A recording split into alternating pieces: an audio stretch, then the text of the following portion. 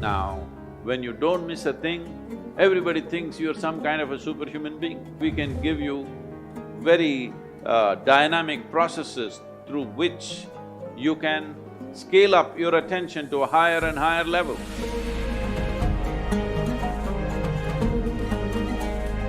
My question is, what means focus to you, and which way can we apply focus in our daily life? So what's your definition of focus? Okay. There are many ways to describe this word. Instead of saying focus, if you use the word attention, would you agree that attention and focus are about the same thing? There is a little difference. There are nuances to it. But when you say focus, it's just like focusing a light on something means only a focus is always a spot. Attention can be much more widespread. See, right now, if you have clear vision, I'm having problems seeing the young man because you kept him in darkness there in the hall But if the hall was well lit, I don't have to focus myself to see the people who are sitting here. I just need attention. If I'm attentive, I will see all the people here the way they are. But now I get interested in this one young man, then I need focus. If I had only focus without the general attention about everything around me, indiscriminate attention I'm talking about, attention not even about something, just being attentive only because there is a certain level of attention and awareness within you, you even know that you exist. Otherwise, let's say in sleep, in your experience, neither the world exists nor you exist, all that's happened is there is no attention. Because there is no attention, there is no perception of any kind. So first thing is attention, that there is a general grasp of everything. Then there is a particular interest. Then we focus it down to that particular interest. So what is the purpose or what is the definition of focus? What is the use of focus? Where can focus get us?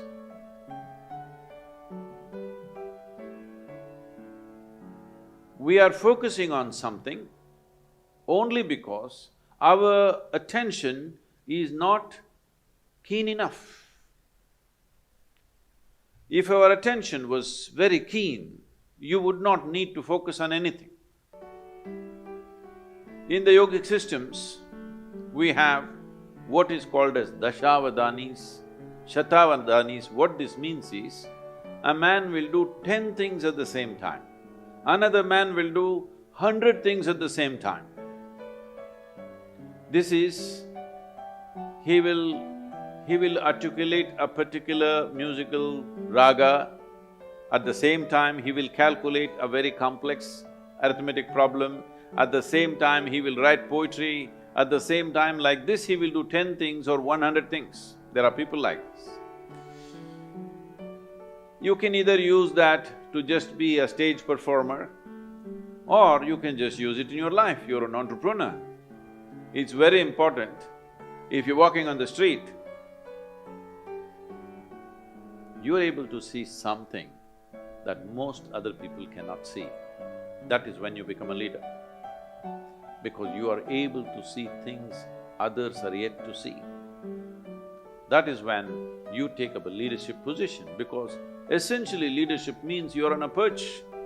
Once you're on a perch, you must see better than others. So attention is that dimension which will put you on that perch.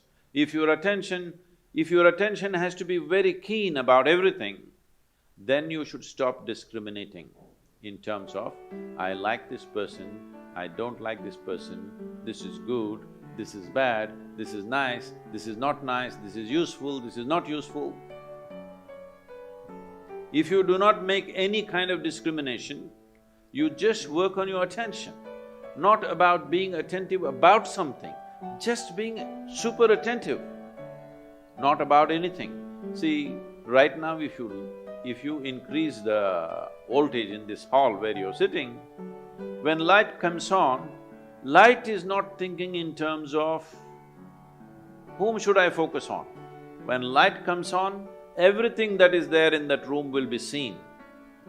This is important. This is a very important aspect of yogic process is that we go on working on our attention, that we keep on keying up our attention to a higher and higher level, a higher and higher voltage and intensity. Now, we don't encourage focus because focus means consolidate all that attention and put it on one person. Suppose you invested your entire focus on one spot and you found nothing worthwhile in that spot, what will you do at the end of your life? This is what is happening to most lives. Now, you just work on making your attention itself so keen that even if somebody focuses on something, they won't be that keen.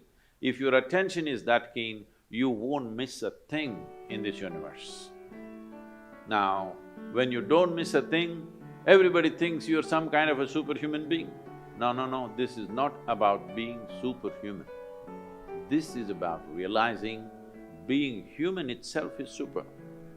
So, if you cultivate your attention, we can give you very dynamic processes through which you can scale up your attention to a higher and higher level. How clearly you see determines how successfully you walk this life, there's no question about it. How much lack of clarity there is in you, that much blundering you will do in your life. Simply there is no question about this. So, if one has to first of all work towards cultivating this attention, first thing is you stop your sense of discriminatory looking, that you don't look at this person, oh, this is a man, this is a woman, this is a dog, this is this, this is that. Simply pay attention without any judgment. If you just pay attention to anything and everything without any judgment, you will see, if you just pay attention to an ant, there are phenomenal things. You're in Germany, who knows if you pay enough attention to an ant, you may come up with the best automobile on the planet because I have not seen any machine moving with as much dexterity as an ant moves. But I think nobody has paid enough attention to an ant. So, attention, raising the bar of attention is more important than focus. For immediate purposes, if you need to focus on something, you can. But right now you can do a simple experiment. If you sit with your face slightly upturned like this and close your eyes, you will see naturally there'll be a focus between your eyebrows. But you can be conscious of many things, people around you, your breath, the sensations in your body. You can be conscious of everything and still be focused. So mental focus is a limited possibility, but the attention, enhancement of attention that ultimately delivers you to a space where you become conscious, or in other people's words, super conscious, is just conscious, but people think you're super conscious. Because of this, you grasp everything as it is. The most important thing for this is that your mind is not functioning like a prism, distorting things and creating designs where they don't exist. Your mind has become like a plain mirror, it just shows everything just the way it is. Only when you see everything just the way it is, you will have the ability to handle everything sensibly, otherwise you make a mess out of many things. And this is very important for an entrepreneur because you don't have a job